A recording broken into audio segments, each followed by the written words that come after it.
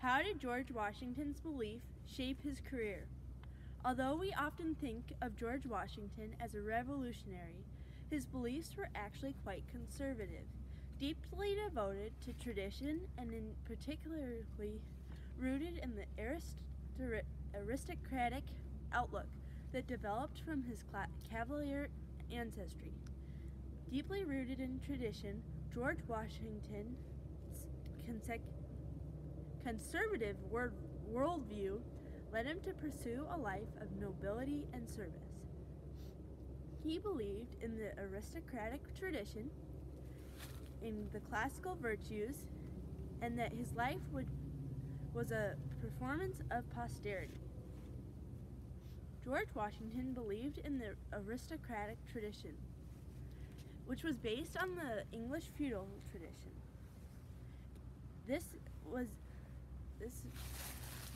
The rules of some of these traditions were that you were supposed to manage the land you inherited, protect the workers of your land, entertain your guests, which he did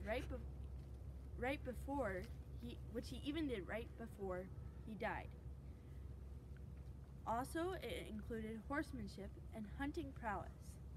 Thomas Jefferson even said that George Washington was the best horseman of his age. The last one was to serve your country in warfare.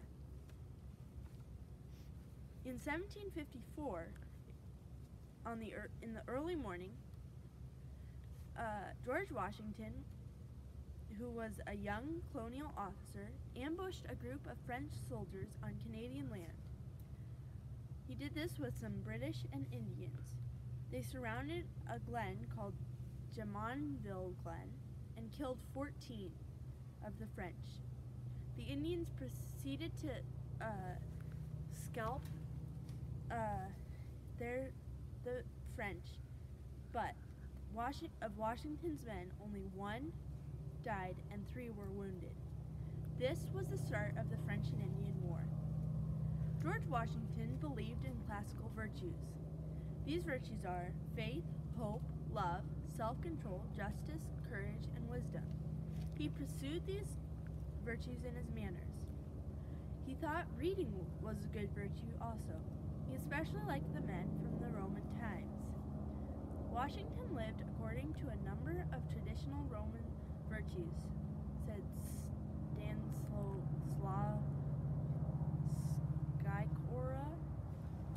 He also wrote his rules down. The first 10 are something like this. Treat everyone with respect. Don't be inappropriate with your body. Be considerate of others. Don't make unnecessary noises in front of others. Cough, sneeze, sigh, and yawn in private. Don't sleep when someone is talking to you. Don't undress yourselves in the front of others or come out in public half undressed or undressed. Give a place by the fire to the last comer.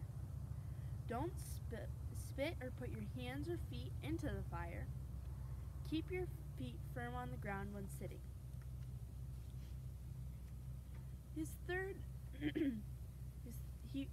Thirdly, he believed in the performance of posterity. He knew his life was going to be written down. He hid his emotions. For example, on the day he left for the army forever, after winning the war, he showed no emotion. He even wrote in his diary, "A day like any other. The weather was fair."